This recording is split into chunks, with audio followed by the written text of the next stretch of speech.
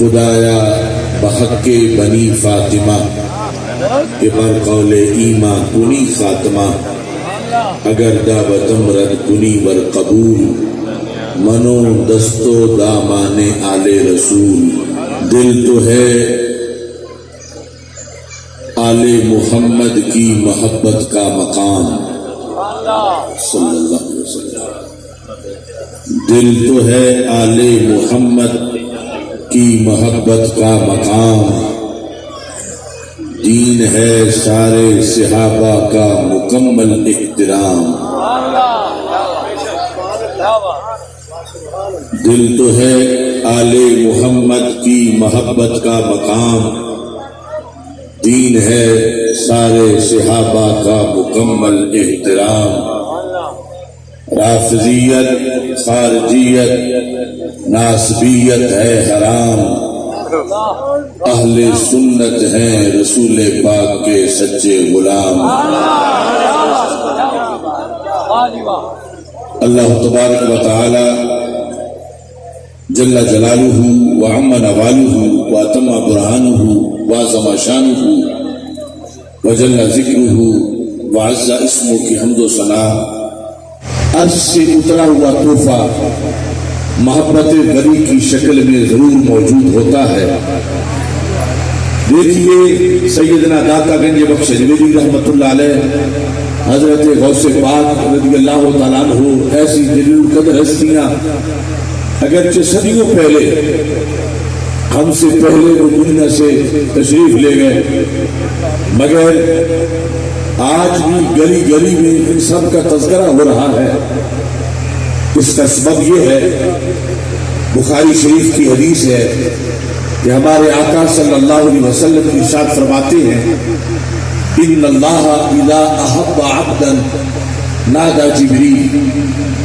کہ رب ذوالجلال جب کسی کو اپنا ولی بناتا ہے تو خالق کائنات جل جلالہ اس سے محبت کرتا ہے اور جب اللہ کسی سے محبت کرتا ہے تو یہ اس کی سنت جاریہ ہے کہ خالق کائنات جل جلالہ اس محبت کا اظہار کرتا ہے ہمارا اظہار محبت کا طریقہ اور ہے رب ذوالجلال کا کسی بندے کے ساتھ جو محبت کے اظہار کا طریقہ ہے بخاری میں یوں ذکر ہے کہ اللہ تعالیٰ حضرت جبریل علیہ السلام کو بلاتا ہے اور جبریل علیہ السلام کو بلا کر خالق کائنات فرماتا ہے انی احب فلانا فاحبہ اے جبریل فلاں بندے سے میں محبت کرتا ہوں تو بھی اس سے محبت کر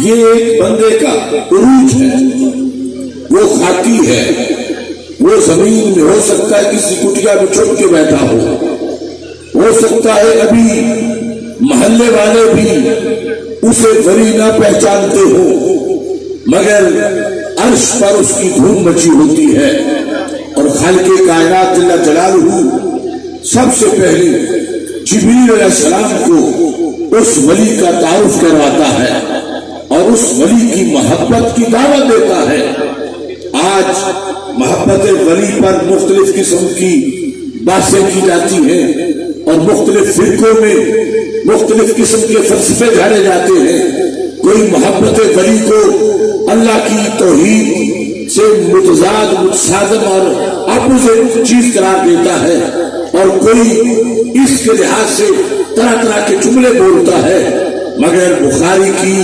اس حدیث سے یہ ثابت ہوتا ہے کہ محبت ولی اللہ کے ہاں اتنا بڑا مقام رکھتی ہے کہ خالق کائنات جل جلالہ نے خاکیوں کے لیے نہیں نوریوں کے نصاب میں بھی اس کو شامل فرمایا ہے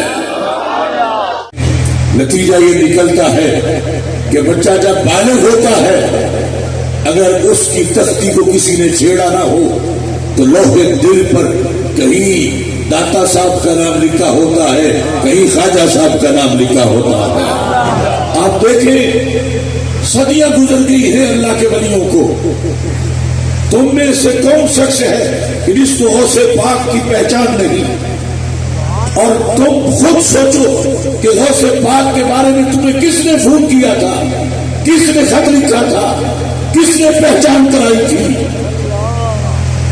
یہ وہ یونیورسل نظام ہے کہ رب ذوالجلال کے فرشتے فضاؤں میں محبت ولی کا رس گھولتے ہیں، اگرچہ صدیاں گزر چکی ہو پھر بھی ان کی محبت نسل در نسل ذہنوں میں موجود رہتی ہے، دلوں میں موجود رہتی ہے، کیونکہ اللہ کا وعدہ ہے ان الذین آمنوا وعملوا الصالحات، بے شک وہ لوگ جو ایمان لائے اور انہوں نے نیک کام کیے اللہ ان کی محبت دلوں میں پیدا فرما دے گا۔ یہ اللہ کے وعدے کے مطابق تمہارے دل میں سلطان باہو کی محبت ہے، بابا فرید کا پیار ہے، غوث پاک کا عشق ہے، داتا صاحب کی عقیدت ہے۔ یہ سنی کے برحق ہونے کی دلیل ہے کہ یہ عرش سے طوفان اترتا ہے اور جہاں ٹھہرتا ہے اسے سنی کا سینہ کہا جاتا ہے۔ یہ دنیا کی کسی ایڈورٹائزمنٹ کے کمپنی کی محتاج نہیں ہے، یہ اللہ کے وہ فرشتے ہیں کہ وہ محبت ولی کا پیغام فضاؤں میں شامل کرتے ہیں، اور مقدس وہ لوگ ہیں جو موسم کے برے اثرات سے محفوظ رہتے ہیں، بالغ ہوتے ہی ان کے ذہن کی کاپی پر اللہ کے ان پاک بندوں کا نام لکھا ہوتا ہے۔ یہ شرط ہے کہ وہ برے اثرات سے محفوظ رہے۔ حدیث شریف میں ہے کل مولود یولد علی الفطرہ ابواہ یحودانی اور ینصرانی اور یمجسانی۔ ہمارے آقا صلی اللہ علیہ وسلم ارشاد فرماتے ہیں ہر بچہ فطرت پہ پیدا ہوتا ہے۔ فطرت کا ترجمہ بیرونی محاذ پہ اسلام ہے اور اندرونی محاذ پہ اہل سنت ہے۔ ہر بچے کا دماغ، اس کا دل، اللہ کسی کو بھی سیکنڈ ہینڈ دل نہیں دیتا جو پہلے آلودہ ہو، جس کو زنگ لگا ہوا ہو یا جس پر برے عقائد لکھے ہو، ایسا ہرگز نہیں، اس کے ہاں کوئی کمی نہیں۔ اگرچہ غریب سے غریب بندے کے گھر میں بچہ پیدا ہو، اللہ اس کو دل کی تختی چمکتی عطا فرماتا ہے۔ اس کے بعد اس تختی پر تبدیلی کیسے آتی ہے؟ ہمارے آقا علیہ السلام فرماتے ابواہ یحودانی اور ینصرانی اور یمجسانی۔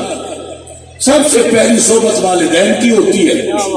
والدین اس کو یہودی بناتے ہیں اگر یہودی ہیں، والدین اس کو کرسچن بناتے ہیں اگر کرسچن ہیں، مجوسی بنا دیتے ہیں اگر وہ والدین مجوسی ہیں، اور اگر والدین کا کوئی برا اثر نہیں ہوا تو پھر کسی کے استاد برے ہو تو وہ بد عقیدہ ہو جاتا ہے، کسی کے دوست برے ہو تو بد عقیدہ ہو جاتا ہے۔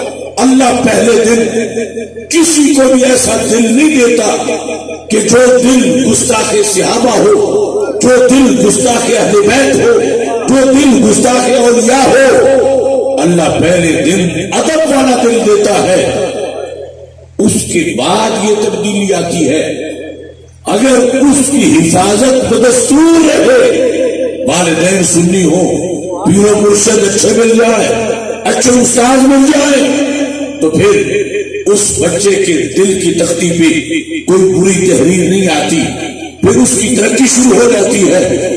اس مثال کو واضح کرنے کے لیے ہمارے آقا صلی اللہ علیہ وسلم نے صحابہ سے کہا حل تری من جدع، فرمایا جب بکری بچے جنم دیتی ہے تو میرے صحابہ بتاؤ کیا پہلے دن کسی بکری کے بچے کے کان کٹے ہوتے ہیں؟ صحابہ نے کہا محبوب پہلے دن تو سب کے پورے ہوتے ہیں، جس کے کٹتے ہیں بعد میں کٹتے ہیں۔ تو یہ مثال دے کر ہمارے آقا علیہ السلام نے واضح کر دیا پہلے دن ہر کسی کا دل محب اولیاء ہوتا ہے، جس کان کٹے کے کان کٹتے ہیں بعد میں کٹتے ہیں، یہ تبدیلی بعد میں آتی ہے، ورنہ اللہ کی فرشتوں کی جماعتیں فضاؤں میں رس گھولتی ہیں، صدیاں گزر جاتی ہیں، اللہ کے ولیوں کا چرچا روئے زمین کے گلی گلی پہ جاری رہتا ہے۔ آج جامعہ نعمان بن ثابت درس بخاری شریف اور ختم بخاری شریف کی تقریب بھی ہے. سرکار فرماتے ہیں نَضَّرَ اللَّهُ عَبْدًا سَمِعَ مَقَالَتِي فَحَفِظَهَا وَوَعَاهَا وَأَدَّاهَا. اے اللہ اس بندے کا چہرہ ہمیشہ گلابوں کی طرح تر و تازہ رہے. کس کا؟ فرمایا من سمع مقالتی، جس نے میری حدیث کو سنا، فحفظها اسے یاد کر لیا، وَوَعَاهَا اسے محفوظ رکھا، وَأَدَّاهَا اور پھر آگے اسے لوگوں تک پہنچا دیا. حضرت شاہ تراب اللہ قادری ہو یا حضرت محدث اعظم پاکستان ہو رحمت اللہ علیہ، ان لوگوں کو یہ دوام کیسے ملا، ان لوگوں کو یہ تازگی کیسے ملی کہ زندگی بھر انہوں نے حدیث پڑھی ہے، پڑھائی ہے. رب ذوالجلال نے بعد از وصال بھی ان کو تازگی عطا فرمائی ہے، اور میدان معاشر میں بھی ان کے چہرے کھلے ہوئے ہوں گے کیونکہ انہوں نے دنیا میں حدیث پڑھنے پڑھانے میں اپنا وقت گزارا ہے. تو کیوں نہ آج ہم اپنی اولادوں کو اس طرح متوجہ کریں کہ جس سے دنیا بھی چمک میں رہے، قبر بھی چاندنی میں رہے، اور برزخ میں بھی ان کو جلوے ملتے رہے. یہ ایک ذریعہ ہے کہ اللہ کے محبوب حضرت محمد مصطفیٰ صلی اللہ علیہ وسلم کے سینے پہ جو قرآن اترا ہے، سرکار کے جو فرامین ہیں حدیث کی شکل میں، ان کو پڑھنے پڑھانے کا معمول جہاں پہ جاری رہتا ہے. رب ذوالجلال اس مقام کو بھی برکتوں سے مالا مال فرما دیتا ہے. ایک دن رسول پاک صلی اللہ علیہ وسلم دعا فرما رہے تھے، اللہم ارحم خلفائی، اے اللہ میرے خلفاء پہ رحم کر. کیلا ومن خلفاؤک، صحابہ نے پوچھا یا رسول اللہ صلی اللہ علیہ وسلم آج آپ کن لوگوں کو اپنا خلیفہ قرار دے رہے ہیں؟ تو ہمارے آقا علیہ السلام نے فرمایا الذین یروون احادیثی من بعدی، میرے بعد قیامت تک جو میری حدیث روایت کرے گا وہ میرا خلیفہ ہے. یہ کتنا شرف ہے والدین کے لیے. بیٹا مزدور کا ہو، بیٹا کسان کا ہو، بیٹا دکاندار کا ہو، عام سا انسان ہو، لیکن اس کو خلافت نبوی مل جائے، اور اس کا ذریعہ کیا ہے؟ وہ گھر سے نکلے، ان مدارس میں آئے، دین پڑھے، دین پڑھائے، حدیث شریف کا ذخیرہ اکٹھا کرے، حدیث کو روایت کرے، حدیث کی تدریس کرے. سرکار دو عالم صلی اللہ علیہ وسلم نے اسے اپنی خلافت بھی دی ہے اور ساتھ اس کے لیے دعائے رحمت بھی فرمائی ہے. امام بخاری رحمت اللہ علیہ نے 16 سال لگائے صحیح بخاری لکھنے میں، اور 16 سال میں کتنا اہتمام کیا. آپ فرماتے ہیں ما وضعت فی کتابی صحیح حدیثا الا اتصلت قبل ذلك وصلیت رکعتین. کہتے ہیں میں نے بخاری میں ہر حدیث جو لکھی ہے اس سے پہلے 2 کام کیے ہیں. ہر حدیث لکھنے سے پہلے غسل کیا ہے، اور ہر حدیث لکھنے سے پہلے 2 رکعت نفل پڑھے ہیں.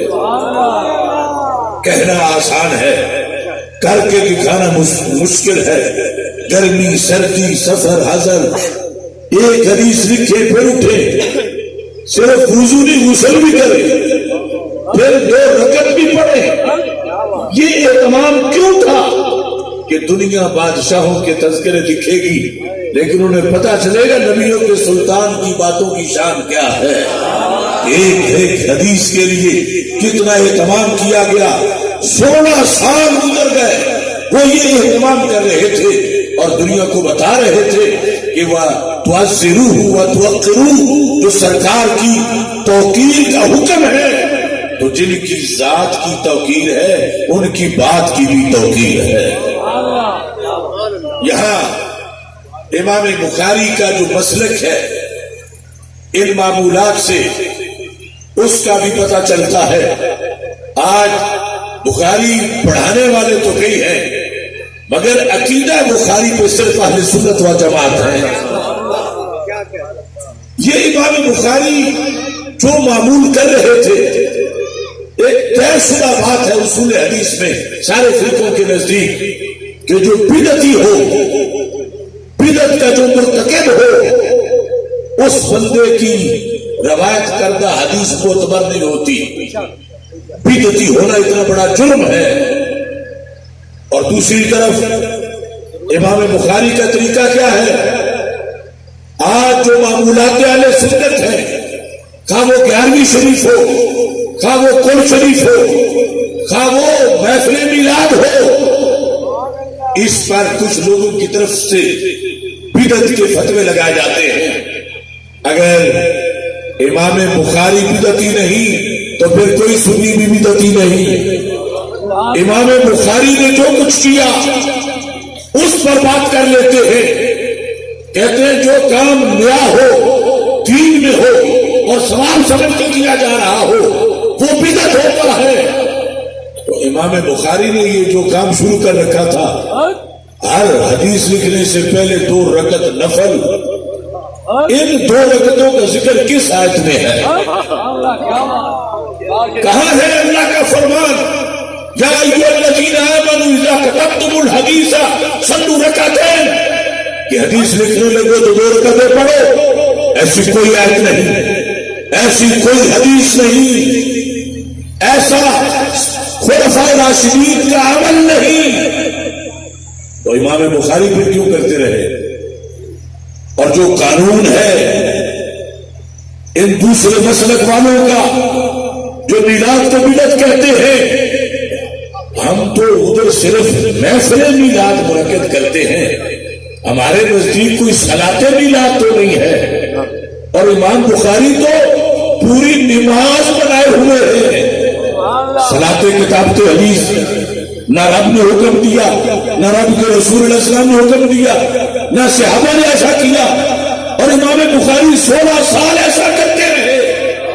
اور جس بخاری کے لکھنے میں اتنی بدعتوں کا ارتکاب کیا گیا، وہ پھر معتبر کیسے رہی کہ جہاں ہر حدیث سے پہلے 2 ملتے ہیں، 2 رکعت نفل پڑھنا بھی بدعت، غسل کرنا بھی بدعت، جو ان منکرین کی بدعت کی تعریف ہے. اگر وہ تعریف اور وہ اعتراض ان کا محفل میلاد پر حق ہے تو پھر امام بخاری بھی بدعتی ہے. جب بخاری بدعتی ہے تو پھر یہ کوئی اور بخاری ڈھونڈے. یہ بخاری تو ہماری ہے اور ہمارے نزدیک بخاری بدعتی نہیں ہے. اس واسطے کہ جب قرآن کہہ رہا ہے کہ تعظیم کرو، تعظیم کرو، تعظیم کرو، امام بخاری وہ زمانہ تو نہ پا سکے کہ آنکھ کھولتے تو سامنے دیدار رسول ہو جاتا صلی اللہ علیہ وسلم. تو انہوں نے اپنی کمی پوری کرنے کے لیے، اپنی تشنگی دور کرنے کے لیے ہر حدیث سے پہلے غسل کیا تعظیم کی خاطر، ہر حدیث سے پہلے 2 رکعت پڑھی تعظیم کی خاطر. اور چونکہ مطلقاً تعظیم تو قرآن کا حکم ہے اور امام بخاری اسی کے زیر سایہ تعظیم کا ایک طریقہ اپنائے ہوئے تھے. جس طرح امام بخاری یہ تعظیم کر کے بدعتی نہیں بنے، ایسے ہی اہل سنت کی محفل میلاد بھی سنت ہی کی تشریح میں ایک انداز محبت ہے. اور شروع سے لے کر آج تک 14 صدیوں میں ہر محدث، ہر فقیہ، ہر مفسر، ہر صوفی، ہر ولی جدھر بھی دیکھو گے ادھر تمہیں وہی مسلک نظر آئے گا جس کو فکر رضا سے تعبیر کیا جاتا ہے. سیر و اعلام النبلاء میں امام ذہبی نے لکھا ہے، امام بخاری پڑھا رہے تھے، ان کے شاگرد محمد بن ابی حاتم جو ان کے پرسنل سیکرٹری بھی تھے اور شاگرد بھی تھے، وہ حدیث لکھ رہے تھے. 1 گھنٹہ گزرا، 2 گھنٹے گزرے، 3 گھنٹے گزرے، طویل وقت گزر گیا. تو امام بخاری رحمت اللہ علیہ نے چاہا کہ میں اپنے شاگرد کی کچھ حوصلہ افزائی کروں اور اسے بتاؤں کہ تم معمولی کام نہیں کر رہے، یہ جو میرے پاس بیٹھ کے حدیث پڑھ رہے ہو یہ بہت بڑا کام ہے. امام بخاری کہنے لگے، ان اہل الملاہی فی ملاہیہم واہل التجارہ فی تجارتہم واہل الصناعات فی صناعاتہم فانت مع النبی واصحابہ صلی اللہ علیہ وسلم اے محمد بن نبی حاتم یاد رکھو اس وقت گپے لگانے والے گپے لگا رہے ہیں، تاجر تجارت کر رہے ہیں، صنعت کار صنعتوں میں مصروف ہیں، اور تمہاری قسمت کتنی بلند ہے، انت مع النبی واصحابہ صلی اللہ علیہ وسلم۔ تمہارا وقت بخاری کے پاس نہیں گزر رہا، یہاں بیٹھے ہو، تمہارا وقت اللہ کے رسول علیہ السلام کے دربار میں گزر رہا ہے۔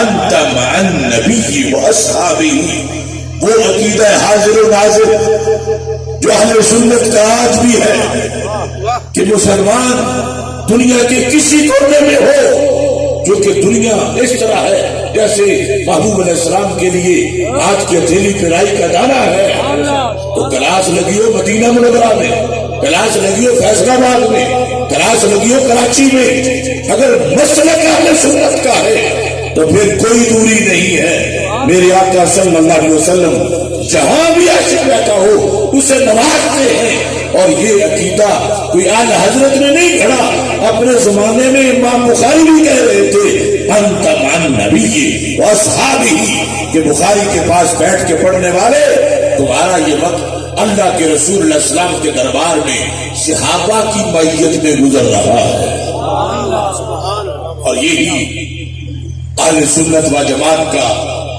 درہ امتیاز ہے۔ مزید اچھی اور خوبصورت اسلامک ویڈیوز کے لیے ہماری ویڈیوز کو لائک کریں، چینل کو سبسکرائب کریں اور نوٹیفیکیشنز کے لیے بیل آئیکن کو پریس کریں۔